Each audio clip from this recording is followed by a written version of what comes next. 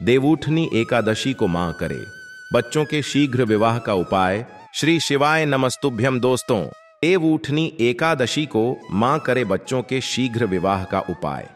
आप भी इस बार कार्तिक पूर्णिमा यानी देवउठनी के दिन अपने बच्चों का विवाह संपन्न होने की मनोकामना पूर्ति के लिए गुरुजी द्वारा बताया गया उपाय करके अपनी चिंता से मुक्त हो जाएं। ऐसा करने से आपके बच्चों के जीवन में या उनके विवाह के रास्ते में आने वाली सारी रुकावटें और परेशानियां दूर हो जाएंगी। आप भी अगर अपने बच्चों का विवाह न होने की वजह से परेशान हैं, आपके घर में सालों से कोई मांगलिक कार्य नहीं हो पा रहे हैं, विवाह का योग बनते बनते बिगड़ जाता है, बच्चों की उम्र दिनों दिन बढ़ती जा रही है और विवाह का संजोग नहीं बन पा रहा है, ऐसे में आप कार्तिक मास की एकादशी का व्रत और पूजन करने के साथ साथ अगर कोई उपाय भी करते हैं तो आपको भी अपने बच्चों के शीघ्र विवाह संपन्न करने का शुभ अवसर मिल सकता है। तुलसी विवाह के समय आपको कौन सा उपाय करना है, अपने बच्चों के शीघ्र विवाह के लिए जानने के लिए वीडियो को पूरा जरूर देखें। नमस्कार दोस्तों, शिव पुराण टीवी पर आप सभी का स्वागत है। वीडियो में आगे बढ़ने से पहले कमेंट सेक्शन में हर हर महादेव जरूर लिख दीजिएगा। यदि आपकी बेटी के विवाह में किसी प्रकार की अड़चन आ रही है तो उन अड़चनों से छुटकारा पाने के लिए इस दिन आपको 5 तुलसी दल यानी तुलसी के पत्ते लेकर उस पर हल्दी का टीका लगाकर श्री हरि विष्णु के शालिग्राम रूप को अर्पित करें। यदि आप अपनी संतान के दाम्पत्य जीवन को सुखमय बनाना चाहते हैं तो आज के दिन यानी तुलसी विवाह के दिन आप शालिग्राम और तुलसी का विधिपूर्वक पूजा करें और भगवान को इलायची का जोड़ा अर्पित करें। पूजा के बाद इस हरी इलायची के जोड़े को अपनी संतान को पानी के साथ निगलने के लिए दे दें। इस उपाय को करने से आपके बच्चों के जीवन में चल रही तमाम परेशानियां और विवाह में आ रही अड़चनें भी दूर होंगी और उन्हें मनपसंद जीवन साथी मिलने का योग भी बनने लगेगा। आपके घर में जल्द ही मांगलिक कार्यों की शुरुआत होगी। गुरुजी कहते हैं कि यदि माता पिता अपने बच्चों के जीवन में खुशहाली लाना चाहते हैं, सही समय पे उनका विवाह संपन्न कराना चाहते हैं, विवाह में आने वाली सारी अड़चनें दूर करना चाहते हैं और चाहते हैं कि उनको मनपसंद जीवन साथी मिले, तो इसके लिए प्रतिदिन AUM नमो भगवते नारायण मंत्र का जाप करते हुए तुलसी के पौधे में केसर मिश्रित ठंडा दूध अर्पित करें। साथ ही भगवान शालिग्राम को भी केसर मिश्रित दूध का भोग लगाए। यदि आपके जीवन में किसी भी प्रकार का संकट हो, आप चाहते हैं कि आपका जीवन बिना किसी रुकावट के चलता रहे, तो आप प्रबोधिनी एकादशी के दिन तुलसी के पौधे के नीचे घी का एक दीपक जरूर जलाएं। संभव हो तो गाय के घी का दीपक जलाएं। दीपक जलाकर तुलसी के पौधे को प्रणाम करते हुए अपने अच्छे जीवन के लिए प्रार्थना करें। यदि आप अपने दांपत्य संबंधों को सुखमय और मधुर बनाना चाहते हैं तो इस दिन तुलसी के पौधे में श्रृंगार का सामान चढ़ाकर तुलसी की पूजा करें और तुलसी विवाह की पूजा के बाद सभी सामग्री किसी सुहागन महिला को भेंट कर देना चाहिए। इसके अलावा यदि आप अपनी आर्थिक सुख समृद्धि में बढ़ोतरी करना चाहते हैं तो तुलसी विवाह के दिन तुलसी को भोग के रूप में बताशे जरूर अर्पित करें। तुलसी के पौधे के पास घी का एक दीपक जलाएं। इस दिन भगवान शालिग्राम की भी धूप, दीप, पुष्प आदि से पूजा करें और पूजा के समय कुछ सिक्के और कौड़ियां जरूर रखें। जब पूजा समाप्त हो जाए तो उन सिक्कों और कौड़ियों को संभालकर अपनी तिजोरी में अपने पास सुरक्षित रख लें। अगर आप अपने जीवन में पॉजिटिव एनर्जी बनाए रखना चाहते हैं तो इस दिन आप तुलसी की जड़ के पास एक पीले रंग का कपड़ा रखें और तुलसी जी को मिश्री का भोग लगाएं। भोग लगाने के बाद बचे हुए प्रसाद को परिवार के साथ लोगों में बांट दें और वहां रखे पीले रंग के कपड़े को अगले दिन किसी ब्राह्मण को दान कर दें। ऐसा करने से आपके जीवन के सभी दुख तकलीफें दूर हो जाएंगी और आपके घर में सुख समृद्धि आएगी।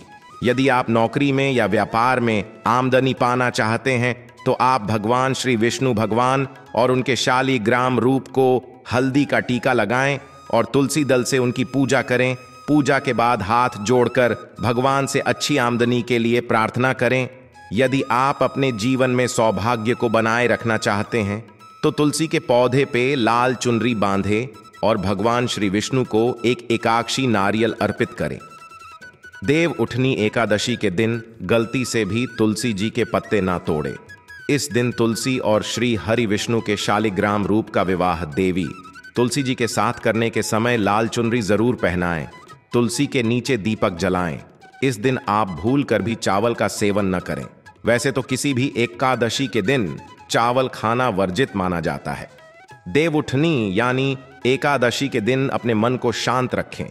घर में सुख समृद्धि बनाए रखने के लिए तुलसी विवाह संपन्न होने के बाद वहां पे सुहागन औरतों के साथ बैठकर भजन कीर्तन करें। उन औरतों को सुहाग के चिन्ह भेंट करें, जैसा कि ऊपर भी आपको बताया गया है। सुहाग चिन्ह भेंट करने से आपके जीवन में भी मंगल होता है। आप अगर सौभाग्यवती महिला हैं तो आपका सौभाग्य अमर होगा, और अगर आप कुंवारी हैं तो आपको शीघ्र ही मनचाहा वर प्राप्त होने का आशीर्वाद मिलता है। तुलसी माता की कृपा से आपके जीवन में हर तरफ खुशहाली आएगी और सुख समृद्धि भी बनी रहेगी। घर से नेगेटिव एनर्जी का अंत होगा और पॉजिटिव एनर्जी का संचार होगा। देवउठनी एकादशी के दिन अपनी सारी मनोकामनाएं पूरी करने के लिए इस दिन तुलसी विवाह करने के लिए आप गन्ने का मंडप बनाएं। बीच में चौक बनाएं।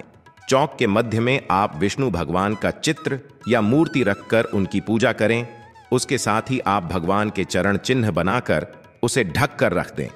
शालिग्राम, भगवान को आप गन्ना सिंघाड़ा, ये सारी चीज भोग में अर्पित करें। एक दीपक जलाएं जो कि पूरी रात जलना चाहिए, फिर ढक कर रखे गए चरणों को स्पर्श करके उनको जगाएं। इस समय शंख, घंटा और कीर्तन की आवाज से उनको प्रसन्न करें। इसके बाद व्रत उपवास करके तुलसी माता का विवाह शालिग्राम के साथ संपन्न करें। आप अगर चाहते हैं कि आपके बच्चों का विवाह शीघ्र हो जाए तो इसके लिए इस उपाय को जरूर करें। देवउठनी एकादशी के दिन गलती से भी तुलसी जी के पत्ते ना तोड़े। इस दिन तुलसी और श्री हरि विष्णु के शालिग्राम रूप का विवाह देवी तुलसी जी के साथ करने के समय लाल चुनरी जरूर पहनाएं। तुलसी के नीचे दीपक जलाएं। इस दिन आप भूल कर भी चावल का सेवन न करें। वैसे तो किसी भी एकादशी के दिन चावल खाना वर्जित माना जाता है। देवउठनी यानी एकादशी के दिन अपने मन को शांत रखें। घर में सुख समृद्धि बनाए रखने के लिए तुलसी विवाह संपन्न होने के बाद वहां पे सुहागन औरतों के साथ बैठकर भजन कीर्तन करें। उन औरतों को सुहाग के चिन्ह भेंट करें, जैसा कि ऊपर भी आपको बताया गया है। सुहाग चिन्ह भेंट करने से आपके जीवन में भी मंगल होता है। आप अगर सौभाग्यवती महिला हैं तो आपका सौभाग्य अमर होगा, और अगर आप कुंवारी हैं तो आपको शीघ्र ही मनचाहा वर प्राप्त होने का आशीर्वाद मिलता है। तुलसी माता की कृपा से आपके जीवन में हर तरफ खुशहाली आएगी और सुख समृद्धि भी बनी रहेगी। घर से नेगेटिव एनर्जी का अंत होगा और पॉजिटिव एनर्जी का संचार होगा।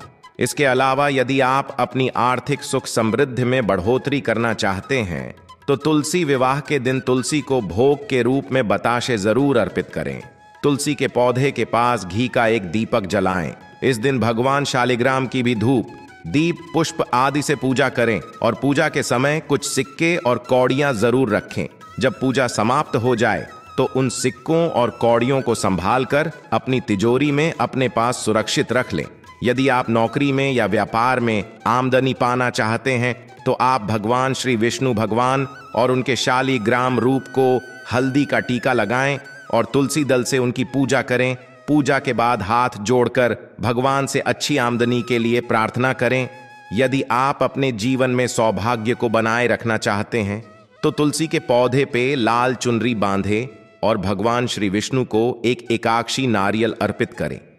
अगर आप अपने जीवन में पॉजिटिव एनर्जी बनाए रखना चाहते हैं तो इस दिन आप तुलसी की जड़ के पास एक पीले रंग का कपड़ा रखें और तुलसी जी को मिश्री का भोग लगाएं।